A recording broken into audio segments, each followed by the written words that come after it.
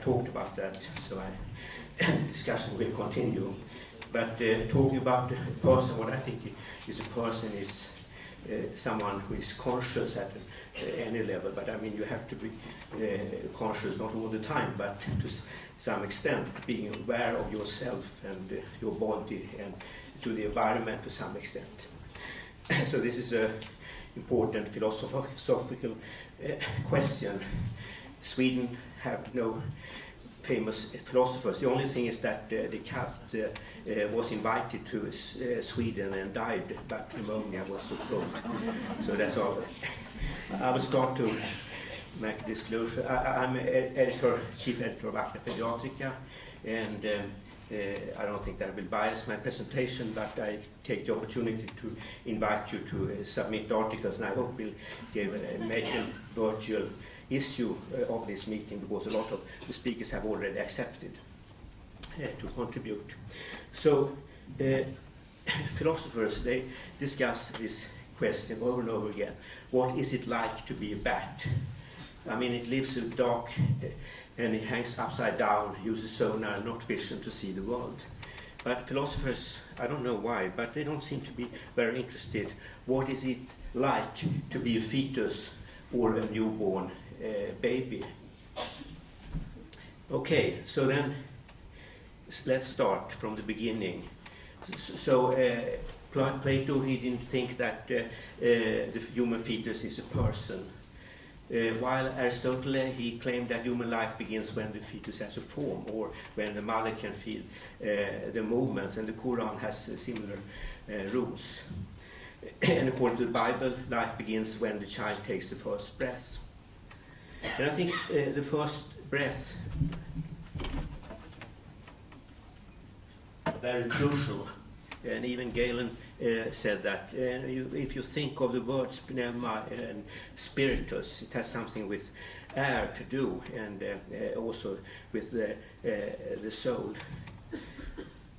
And the Nuffield Council of Bioethics with Neil Marlowe referred to, I mean, they say that when the newborn encompasses the capacity to breathe, either independently or with the support of a ventilator, it's a moral and legal point when life must be preserved independent of gestational age. However, this was a little 12 years ago, and it's a little old nowadays, because I mean, you know, there was a paper recently from United States showing that you can actually take out a fetal lamb and keep and the placenta and put it in a special bag or bath and keep the lamb or fetus surviving 2 weeks, and I guess it's not long, it doesn't last longer until we can do the same with human fetuses. And then this definition or by Nuffield Council Bioethics doesn't apply any longer. Of course, this is a question which has been discussed forever, and many things that life begins about 3 weeks after conception, because then the brain is started to form, and after that you are not allowed to manipulate or with the human embryos of 2 weeks, according to Lady Warnock, who chaired the Committee on Human Fertilization and Embryology. And John Eccles was a very famous neuroscientist and also wrote a book together with the philosopher Popper and Nobel laureate. He was a Catholic. He claimed that 2 weeks, life starts after 2 weeks. However, I think what's crucial for being a person, for being conscious, is to have a cortex. At least neuroscientists, most people agree about that. And particularly the prefrontal cortex, where we have the eye, the self-referential area, and also all the executive functions, etc. But this is not so certain. If you have a child with hydranencephaly, are they not conscious? Björn Merker, who is a Swedish neuroscientist, but he was mainly working at MIT. He made a little interesting study. He followed up these anencephalic or hydrancephalic children when they were about 5 to 10 years. So he joined an email or chain, communicated with the parents, and the parents said, okay, they express some emotions and they seem to be conscious in some way, although they can't see, they can't speak. And then he went with these children, a few of them, to Disneyland and in Florida, and then he observed these children, and they seemed to express things like joy and emotions, and isn't that a very important part of being conscious? I will come back to that. But let me start anyway with the fetus. And can the fetus be conscious? And there are several criteria which I will have listed here, but I can only mention them very briefly. But I think one important thing is that the cortex must be connected with the environment. Before around 24, 25 weeks, there are no connections between the sensory organs and the cortex. The neurons wait in the subplate of the cortex, and then they start to migrate into the cortex. And before that, it's absolutely possible to be aware of what's going on, or being aware of yourself, or even pain. What I think is, of course, it's a little controversial, but I think this is very important. But after 24, 25 weeks, then of course the fetus express various indications of being fetus, like reacting to smell and sweet tastes, and also remember this after birth. And a recent study from from UK showed that if you put a torch on the abdomen of the mother with face-like lights on the top, the fetus moves the head towards that, but it moves away from the opposite when the face has been turned the other way around. So it shows that you have some kind of innate idea of a face. And there are several studies also showing that fetuses remember jingles and songs and after birth, which they have learned during pregnancy. And then also language you learn before birth to some extent. You are familiar with this study because it's been,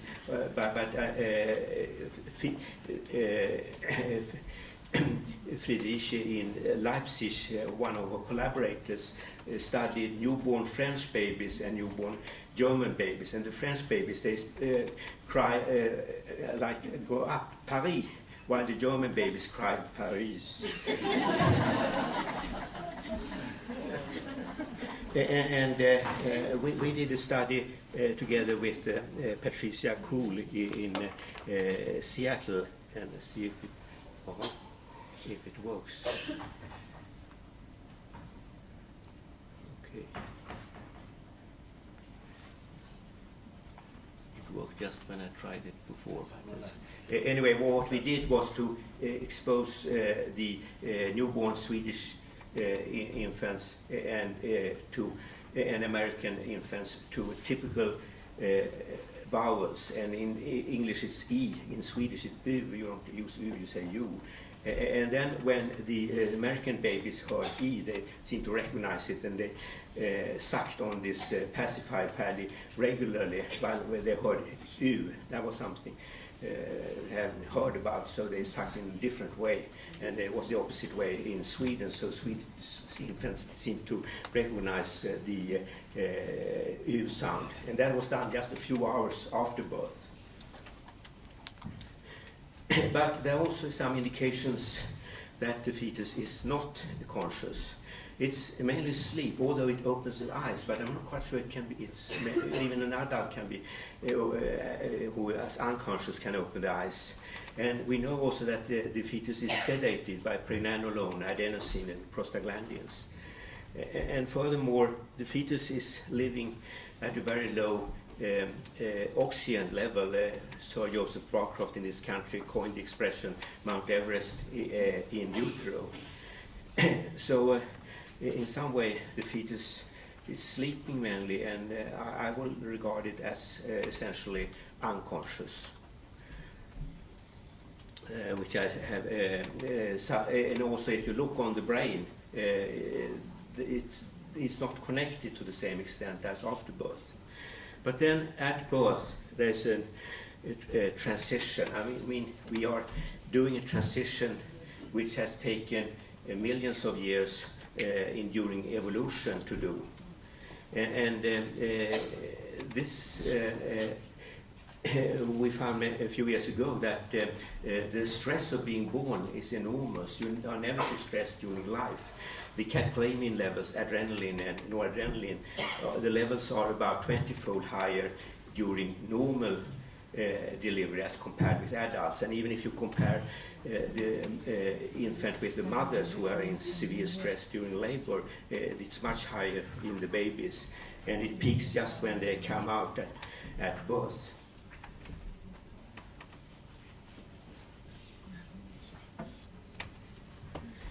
So then I think the onset of breathing anyway is very interesting if you think of consciousness and being a person. This is a study made many years ago, but showing that Dr. Peter Karlberg was quite famous pediatrician in Sweden. He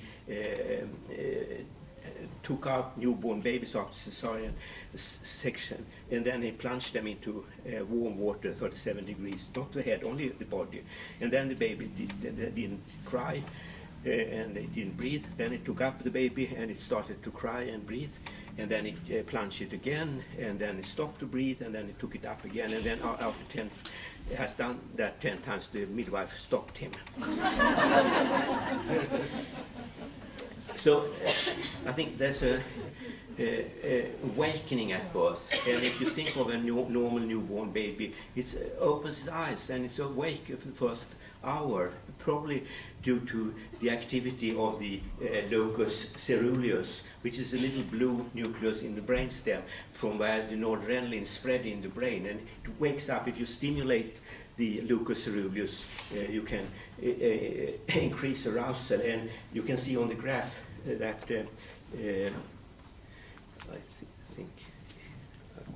anyway, we measured it together with some French colleagues that the noradrenaline turnover increased 2 to 3-fold in newborn rats. And recently it has been shown, I'm not showing it, but in a paper in Science, that breathing stimulates arousal. So you can speculate that when the baby takes the first breath, he also is aroused and wakes up. And you can see also the large pupils of a newborn baby, which is a sign of that. So now when we come to the newborn, it fulfills several criteria of being conscious, like being awake and self-aware and showing emotions, and also language. And one thing which Philippe Rochat showed, that the newborn baby feels the difference when the mother touches him or her, or when he touches himself, or because he has some idea of himself or herself. And furthermore, we know that smell and also bad smells, they seem to activate the cortex, so seem to be aware of that. And I'm sure you are all familiar with this photo to the left by Andrew Meltzer, that the newborn baby can imitate an adult. This has been a little controversial, and but I could easily repeat it. And also the newborn baby, to some extent, affected by culture, or he or she prefers harmonic music instead of disharmonic music. So here we expose the newborn baby first to Mozart, and the breathing, as you can see, is very regular. Then we play Stravinsky's Firebird, and breathing becomes much more irregular. So there seems to be some kind of emotional feelings. And French obstetrician who recently died, was nearly 100 years old, Frédéric Levaillet, talked about la violence de la naissance, and thought that we should have these soft deliveries, and thought that the delivery, this tough mechanical or intervention, obstetric intervention, etc., causes long-term effects on the harmony of the child. But I don't think they are unhappy, the newborn baby. This is a 1 hour old newborn baby. So if we summarize, we can say that the infant fulfills some criteria of being conscious, but not in the same way as adult. It's awake, perception, emotions, and if you look on a little older child, it's conscious about a lot of things, which you can see below, while an adult is more conscious about one thing at a time. So in some way the babies are smarter than the adults, and also they learn language much more easily. I don't know the name of this painting by Scirocco Le Cerveau de l'Enfant, but I think for me it means that it's the same brain all the So what does this stream of consciousness, as William James expressed it, what does it correspond to a biophysical level? And a few years ago, in St. Louis, St. Biswell, and Marcus Rakel, they showed that there's a spontaneous activity in the brain when you are thinking of nothing special, not when you are doing something task. And this could correspond to an inner monologue or daydreaming, or when you're waiting for a bus and thinking of various things and like that. And that default mode network, the green parietal lobe and precuneus and other areas, that in some way controls consciousness. So if something happens, then you turn off this activity and focus on the lion or the criminal or whatever. But otherwise you have this activities, resting state activity, so you can prepare and know what to concentrate on if something happens. And you can analyze this, you can find this with functional MR and look on bold signals. And Marcus Rakel is one of the pioneers in this field. He talks about the conductor, and this is very important also, because if it's disturbed, you can see it's disturbed in Alzheimer or autism or other neuropsychological diseases. So in Sweden we had a biophysicist or neuroscientist, Peter Fransson. He worked only with adults, so then I asked him to look on our babies, and we did that. And to our surprise, we found quite high activity in the brain. The cortex was supposed to be very passive in the infant before. And then he did some graph analysis. And what you do is to find the hubs where you change all the input from the sensory organs and memories, etc. It's like hubs if you look on Lufthansa's map of airplanes, so where your thoughts are meeting. And then you find an interesting thing.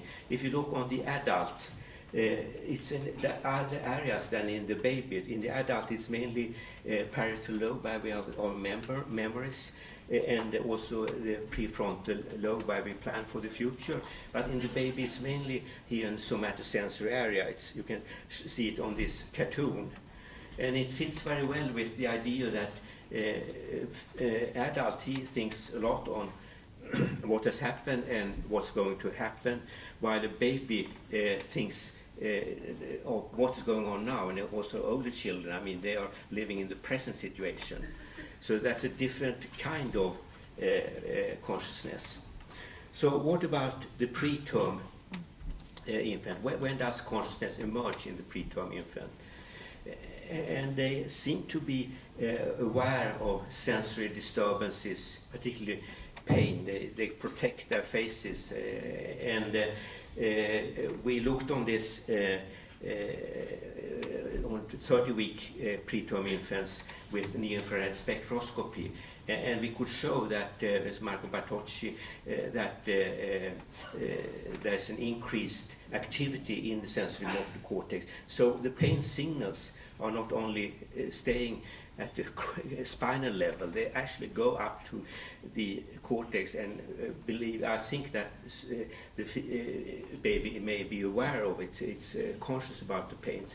And Rebecca Slater and Mara Fitzgerald actually published very similar results at the same time, so it has been confirmed by two groups.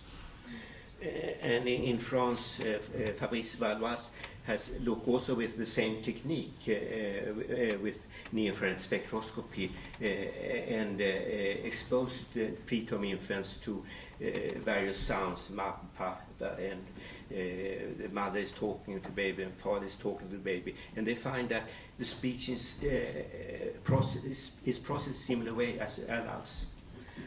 And an important part of being conscious, which I think in some way has been neglected, is to feel joy, hedonic feelings. And it's difficult for me to understand how with AI you can construct a robot who really feels joy.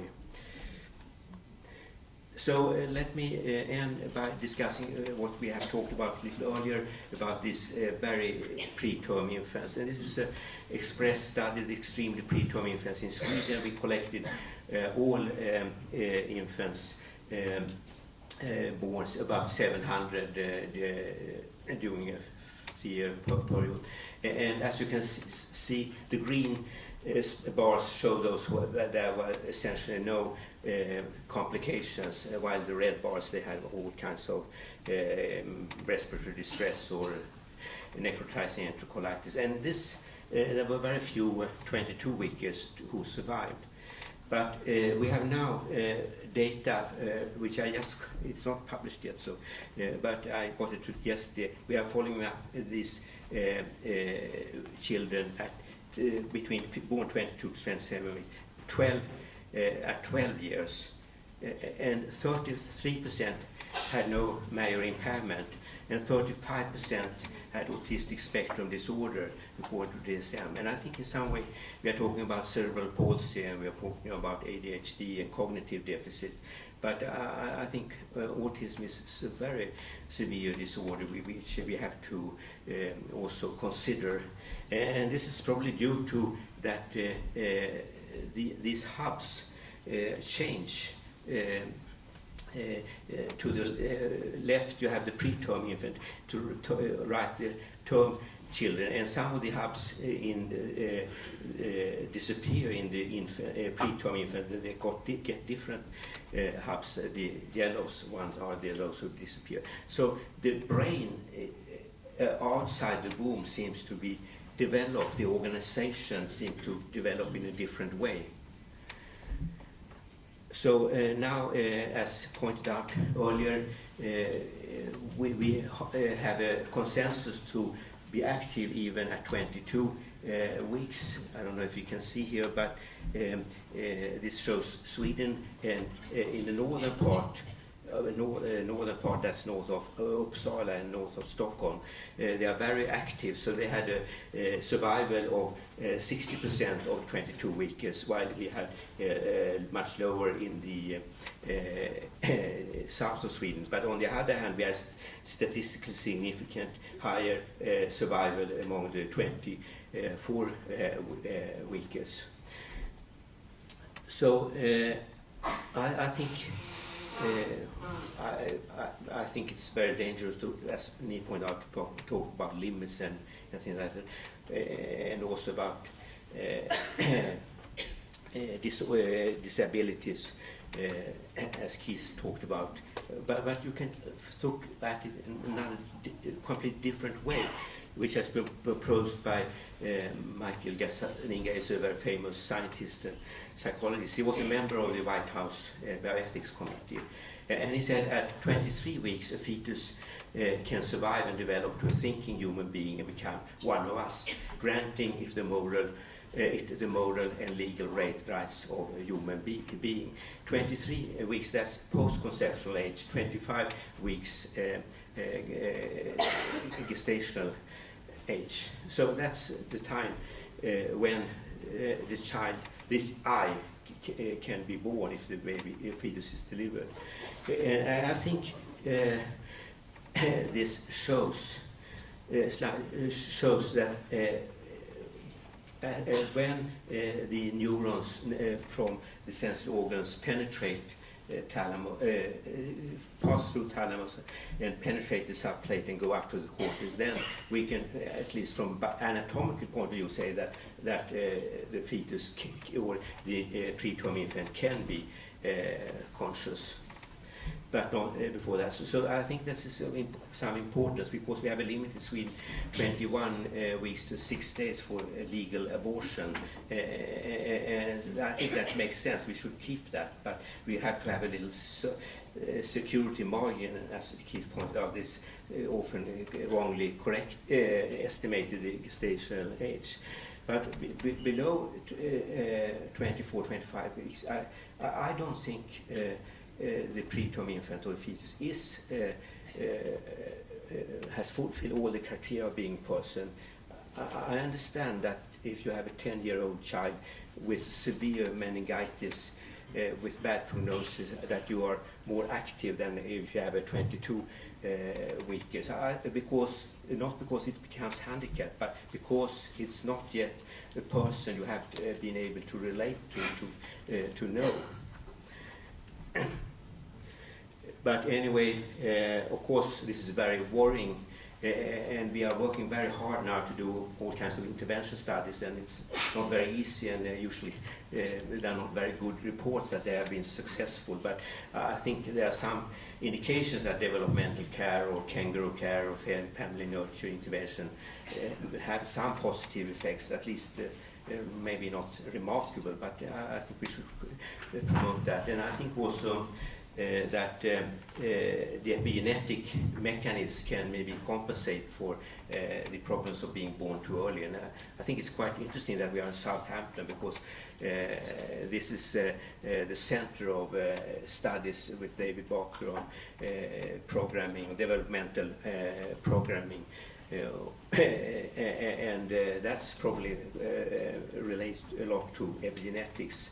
So we can talk about the other strand. So by methylation or demethylation, you can close some genes and open some genes, and this is to a large extent dependent on the care of the babies. Okay, that's it, and I want to thank my collaborators, particularly Ulrika Odén, who is now responsible for neonatal care academically in Stockholm, Nelly Padilla, and that's it.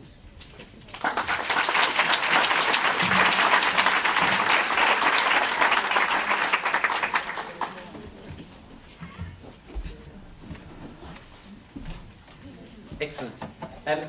We do have a little bit of time for some questions. I'm sure that there are some in the audience who might have some questions for Hugo. Neil. Hugo, as always, a beautiful lecture. Can I just rephrase the question though? Because if you are born at 23 weeks and you are alive and you survive, and you have the potential to develop your consciousness. Yeah, sure. But then are you not a human being with? Are you not a being with human rights? But what about the zygote? What about the embryo? That's what I'm saying. That has also do you not have rights? This discussion came out in Sweden because we had a legal abortion before 22 weeks, and the fetus survived, and the neonatologist took care of it. And that caused a lot of discussion, what shall we do now? And my view is that you had to leave this baby in passionate care, but there were others who claimed that they should be taken care to the NICU. More questions? That's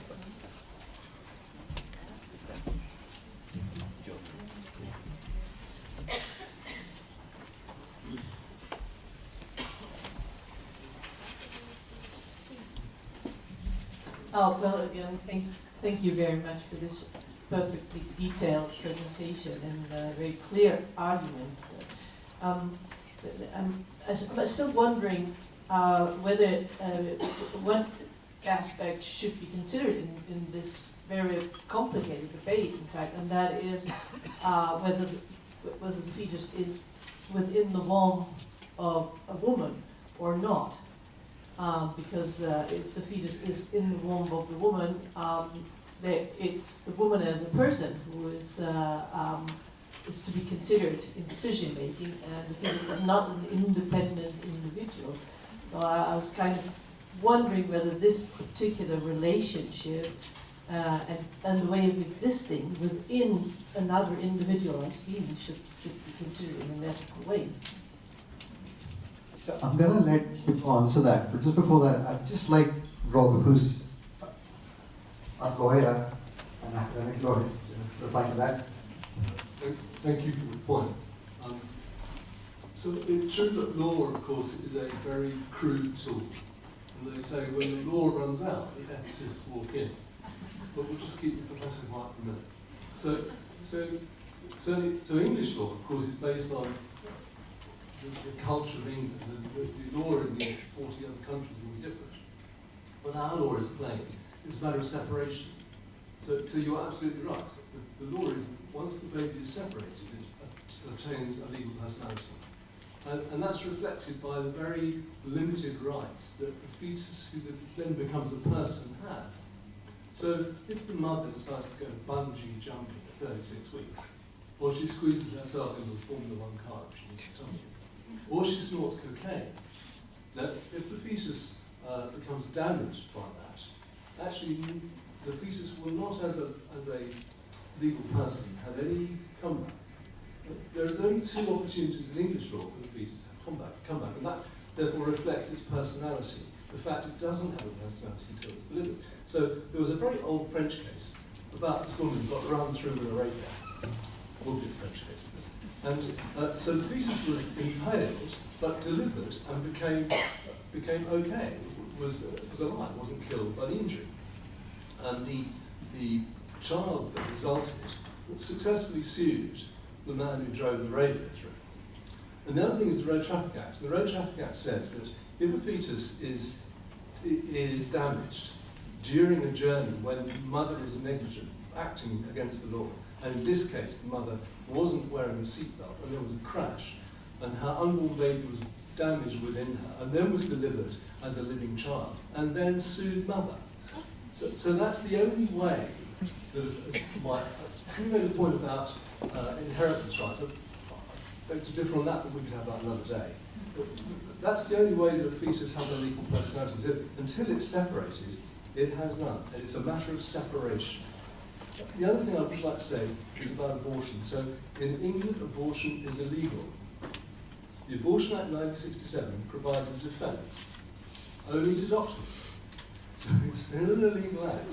It's just that it's a legal act that's being then done lawfully by a registered medical practitioner. Interestingly, therefore, nurses are not covered by the Abortion Act, which is an interesting point. So that's, I think, enough for me.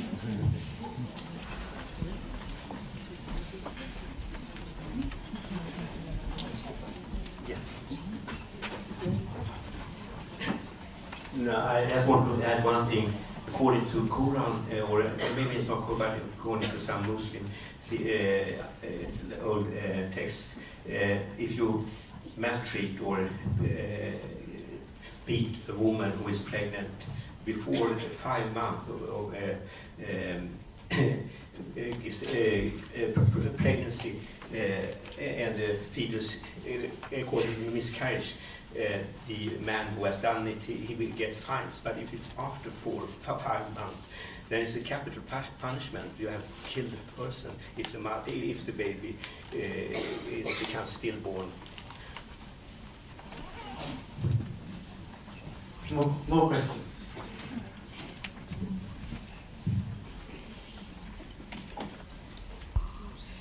Yeah, I'm just wondering how you think, what you're saying about the developing brain and what we're seeing in terms of now resuscitating at 22 weeks fairly standardly, how that should affect the definition of miscarriage versus stillbirth. So in this country, stillbirth is up to 23 plus 6, it's from 24 weeks, and a miscarriage is up to 23 plus 6 weeks.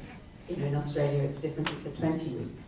And it feels to me, and I have to declare a conflict of interest with a baby born at that time, but it feels to me very wrong that we're saying to one mother, I'm sorry, your baby's dead and you've just had a miscarriage, you have no rights in law to maternity pay, to a birth certificate, to any recognition that your child is a person, but on the other side we're saying, your baby's 22 weeks and now we're going to give you full intensive care, and I just wonder whether the developing brain had any part to play in that decision.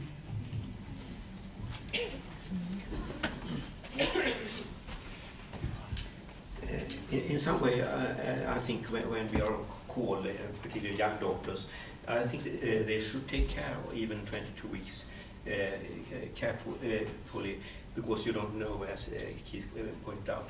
But then I think if this baby develops severe hemorrhage or cerebral hemorrhage and get very bad prognosis, then I think you should offer him or her comfort care.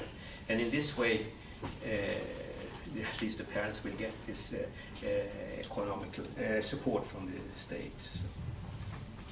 And I think it's a good way also for the parents to say goodbye. So maybe that's a better way than to just leave the fetus dying in a small hospital and not being transferred to the big center. So, I mean, it's an interesting question about legal definition, and often, I mean, with all of these, they sort of circle back to the abortion debate. People, I think, have been reluctant to change definitions because they don't want to open up that question of the abortion debate.